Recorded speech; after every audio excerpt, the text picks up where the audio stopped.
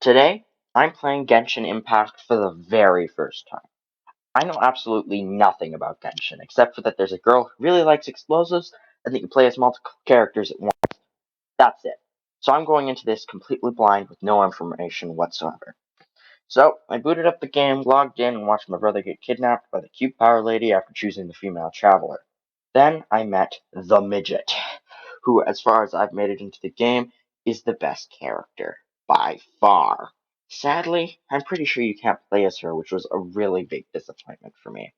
Anyways, the midget started leading me to a thing called a Statue of the Seven, so I expected a giant statue of the rock, but instead I got whatever this is.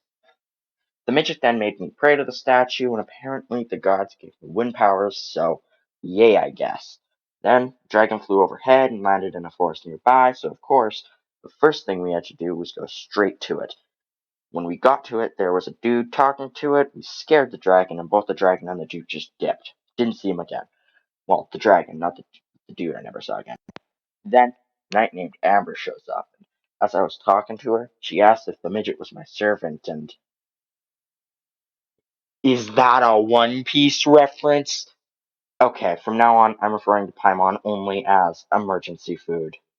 Anyways, I gained the ability to play as the knight who is an archer, so I'm no longer restricted to melee combat. We then end up going to a big city called Nonstad, where after a while of mindlessly running around, Amber eventually gives me a paraglider. I mean, wind catcher, which allows me to glide. Conveniently, moments later, the dragon shows up again and causes a windstorm, which scoops me up and throws me in the air. I pull out my recently acquired wind catcher and somehow gain the ability to fly, and I then have to engage in a battle with the dragon. After it runs away, I get forced into a meeting with Jean, who is supposedly the leading grandmaster of the knights, and basically tells me I need to go to some temples to weaken the dragon enough to defeat it. Temple 1 was with Amber, and was all about her pyro abilities and how I can burn things with fire. Who would have thought? Temple 2 was with Kaya, or Frostboy as I call him, and allowed me to unlock him as a playable character. Oh, and at the end of Temple 2, red-haired boy showed up, and after I left, and I got no idea who he is, but he didn't seem to like Frostboy, so Temple 3 was with Lisa the Librarian, and was my first exposure to the mage class in the game. It also unlocked Lisa as a playable character. After I was done with the temples, it didn't let me progress with the main story due to not being at high enough adventure rank, so I then proceeded to do a side quest where I went looking for a treasure for Frostboy. Long story short, there was no treasure. It was just a lie to capture some treasure hoarders, but as compensation, Frostboy gave me a sword, so okay, I guess. Due to the game being open world, my tendencies to completely ditch the main story and explore made it so that was as far as I could get in the first 4 hours I played. Anyways, here's a small compilation of all my favorite moments from playing. Fox! Bambi! Bambi! Let's go. Killed Bambi. What's with the knockoff Bokoblins? Of course they saw me.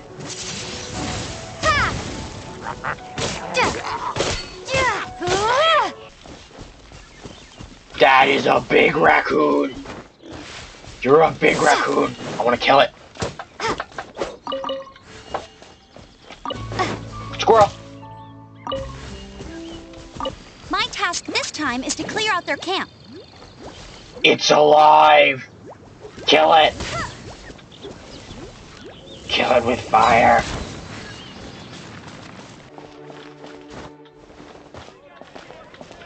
Oh! Paimon doesn't. Treasure? According to his notes, the treasure is buried in the lost Arcadian ruins. Treasure.